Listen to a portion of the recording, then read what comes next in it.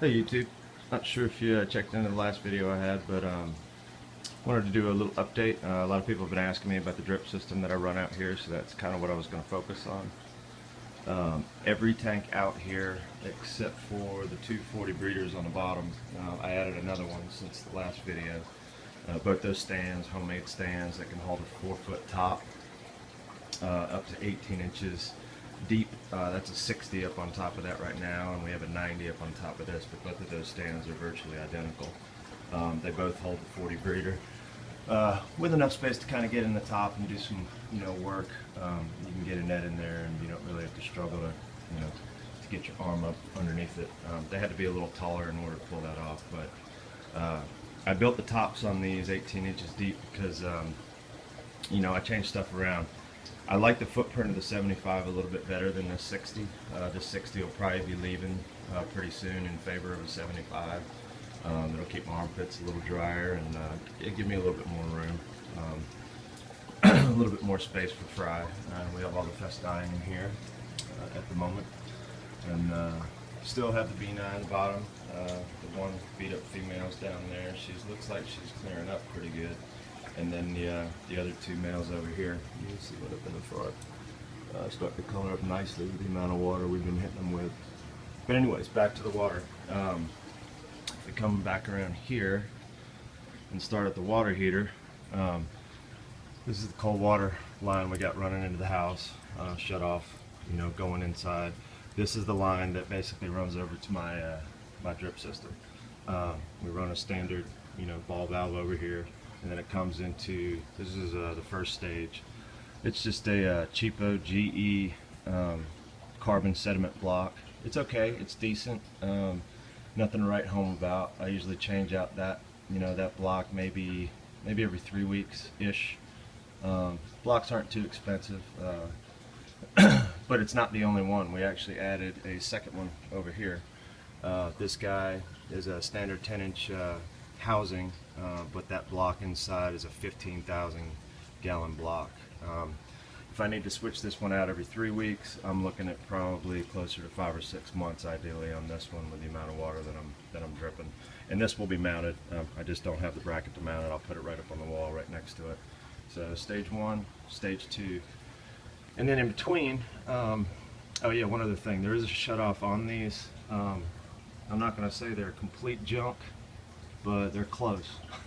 So if you end up using one of these things, which you can find at most Home Depots, Lowe's, stuff like that, these are not really for, they're really for very temporary shutting off. They're not made to be shut off all the time, so that's why I kind of leave this one alone. There's my master shut off to go before everything, and then I have another shut off over here if I just want to shut off basically from the hose bib down.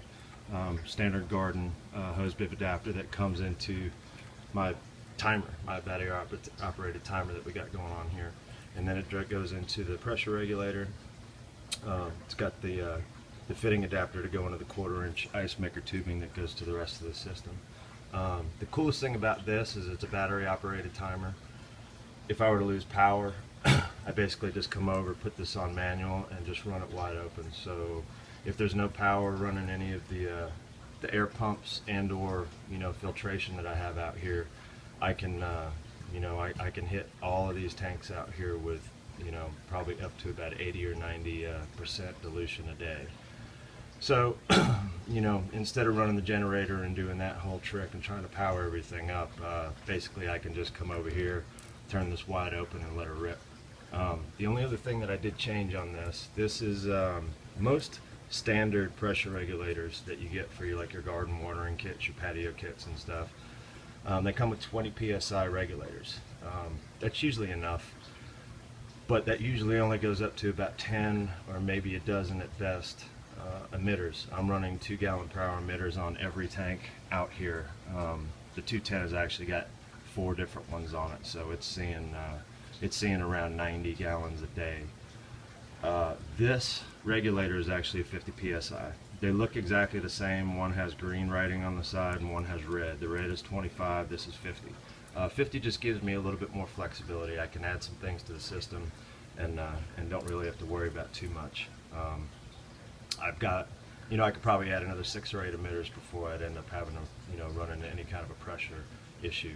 If I were running 1 gallon per you know, per hour emitters, it might not be so bad, but 2 gallon is what I need to get the job done.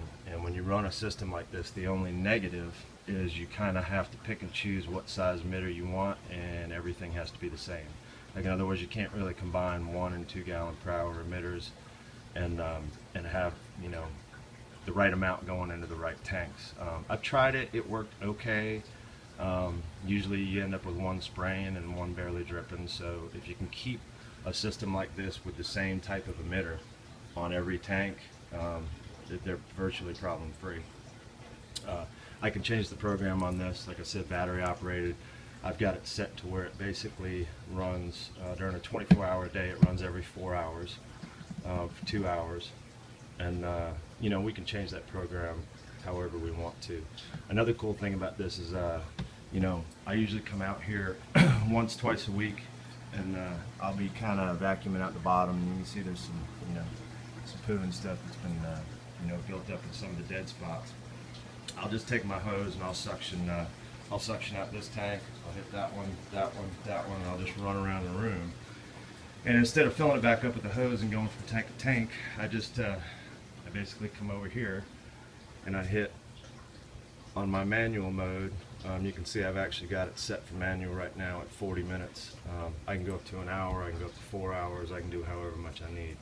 Usually about 60 minutes is enough to get everything back up, all the water levels back up, and then everybody draining. So, but that's pretty much it. You know, this thing is, as long as you keep fresh batteries in it, which, you know, we always have batteries in the house, especially with an 8-year-old daughter who has electric and electronic everything. Batteries are not a scarcity, so you keep fresh batteries in this thing, and this basically keeps the whole room running. Over to the tanks, basically we run around the wall. You can see there's one of the emitters there on one side, and then I have the second emitter that basically comes back over here on the other side. The drain on this tank is actually out in the back in a separate compartment, so dilution on this one, you know, stays pretty solid. I usually check levels once every couple weeks just to make sure that I'm not, you know, I'm not kidding myself into thinking that I'm flushing as many nitrates and all that good stuff out as I'm hoping that I will. This one sits at 0. This one usually sits between 5 and 10, and then anything that I have a single emitter on usually sits on the high side, 15 to 20. And if I want to fix that, I go back over there, I go into manual mode, and I just drip about 2 hours worth of water, and it'll basically flush out at least, you know, half of most of these tanks. That has a single 2 gallon per hour. This has a single 2 gallon per hour. I use the S-Ships style, you know, standard U-boxes. These are just overflows. There's nothing actually powered or functioning in these whatsoever. All it does is when the water raises up, it goes in the box and it goes down here. You can actually see I've got all of my drain lines running to a common drip pan down there in the bottom. All the different lines are coming from different tanks. You can actually kind of see it functioning right now. There's 1, 2, 3, 4, 5, 6, and then there'll be a 7th that's added.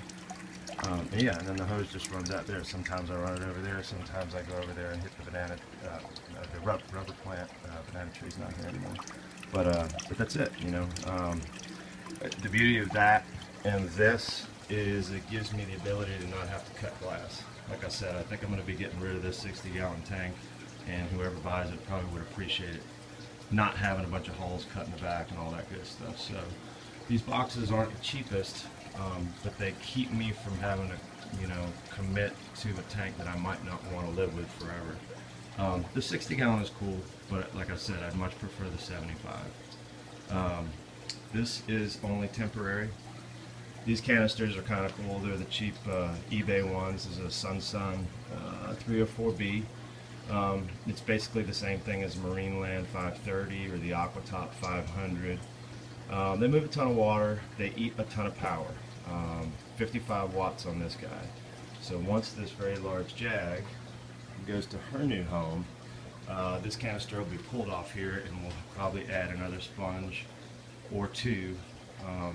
And honestly, if I were to add a third sponge to this, it would probably be total overkill, because if this thing's seeing 40 gallons a day in a 90-gallon tank, you know, as long as I don't have it overstocked, and none of the tanks out here really have high stocking. This is probably the one that has the most, and there's really only a handful of large fish in here.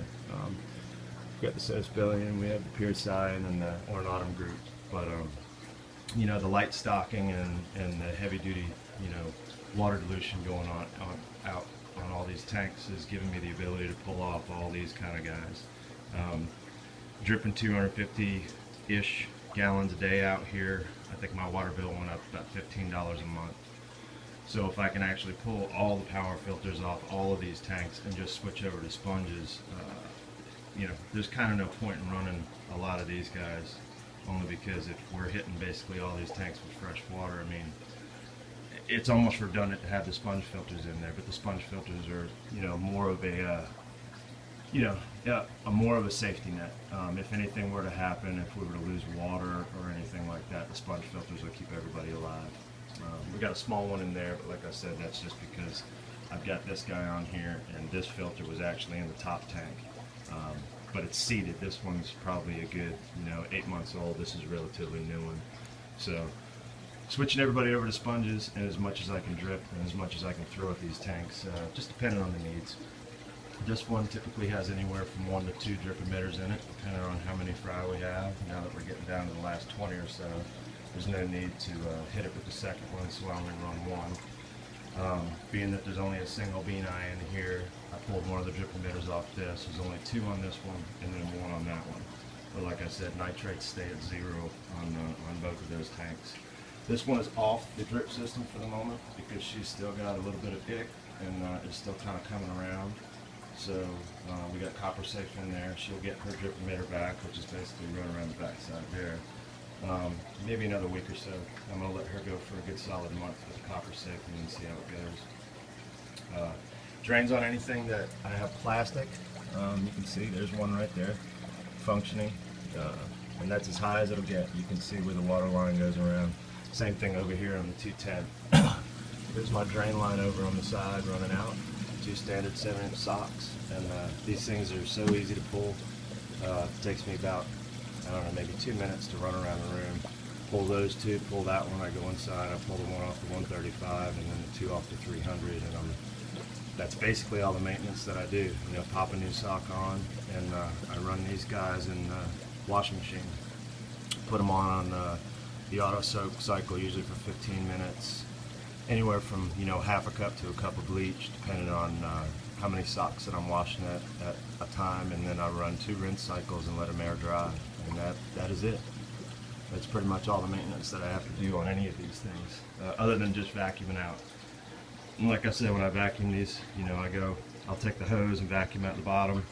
I'll go from here to there, to there, to there, right around the room, and then when I'm finished, I go over to the actual the timer on the drip emitter, and usually just put it on for an hour, you know, sometimes 2 hours if I'm really dropping the water level on these. But that's pretty much it. Pretty straightforward. You know, I can add and I can move these emitters around at will. I do all the time, depending on the stocking levels. A little bit of gaff tape kind of holds them in place just to, you know, make sure that I don't have any water on the floor, which has happened occasionally. Occasionally you'll get one that'll pop off. When I first switched over to the 50 psi, one of the lines was a little insecure in the back, and this tank actually over here, it popped off and we had a little puddle on the floor. But the beauty of being out here in the garage is we're all on the slab, you know, nothing really to get wet, so stuff out here dries pretty quick and we can deal with, you know, the minor floods and things like that. Only other thing that's going on out here is this this tank, which we were talking about being the repositioning quarantine tank. I had originally thought maybe I was going to use this as the sump for the 125 or 135, whichever I can find to put on this stand. But I don't think I'm going to do it, and the reason I don't think I'm going to do it is because this is, I know the bottom is tempered, and you know, it's very hard to sell a tank that's got, you know, I mean, I could put my drain line right there and it'll be perfect for me, but if I ever decide that I don't want to use this 55 anymore, then I have to have someone who's excited about having a hole in a very weird spot. You know, a lot of people just want a standard 55 that's solid, not cut up. So this sump for this 135, 125 that'll be happening in the next week or so will probably end up being, you know, one of these guys will end up being a plastic tote, something like that. That guy cost me 30 bucks. That was about 30 bucks. I actually have another one out here. I got to measure and see if I can get it into that stand. But if I can't, I'll get something that'll fit. And plastic gives me the ability to, you know, kind of hack things and not worry about shattering anything. You know, I've hit a couple tempered panels by mistake with glass, and well, that was the end of that glass tank. So I like to keep most of my glass uncut if at all possible, and part of that's just because I don't really want to commit. This tank I've had forever, and I didn't mind drilling this one because I'd already kind of rerouted the drains, and I cut, you know, holes in for different ways that I had canisters set up and all that good stuff. But with the glass stuff, I'd rather kind of keep, I'd rather keep them solid and straight, just in case I ever want to change things up and get rid of them. This one, like I said, perfect example. That one will be switched out for the 75, and whoever gets this will be probably very excited that there aren't some weird holes in it. But that's it. That's pretty much the room. Like I said, lots and lots and lots of fresh water being thrown at these guys. Most of what I got out here are ridiculously slow growers. The Benai, mostly because of the temperature that we got to keep these guys at, you know, sub 70 ideally.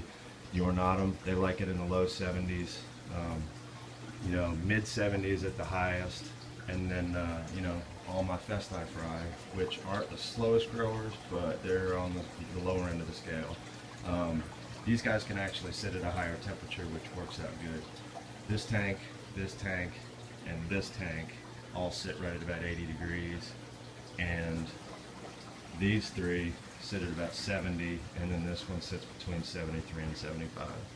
So, you know, as much fresh water as I can throw at these guys, probably the better, only because, you know, they're small fish and they're going to grow more on the slow side. I don't make my life easy by a lot of the fish that I choose to keep, but try to maximize their growth as much as we can, and the drip system is the way to do it. So that's pretty much it, man. Thank you guys for checking it out, and I'll be updating the 300 real soon, because I'm going to do a big water change on that guy and give you a tour. The plumbing on that one's a lot more involved, and it was a lot more thought out for sound and for being flood proof. Most of the, you know, tanks out here, like I said, if I had the occasional spill or flood, it's not the end of the world, but inside the house with the 300, we had to get a little bit more in-depth with it. So that video will be a lot deeper, and I figured I would do it during a water change so you can see how I'm actually going about the business on that one, because that's the only one that is not currently on a drip system, and it will be soon, but that one's going to take some auto top off pumps and a little bit more planning because of my drain position, which is lousy. I don't have a good drain set up for that tank at all. I have to cross a hallway one way or the other, so I'm going to need to have to go up before I go out. But anyways, that's it. That's pretty much how I run my drip. Thanks for stopping by, and I'll be updating soon. See you.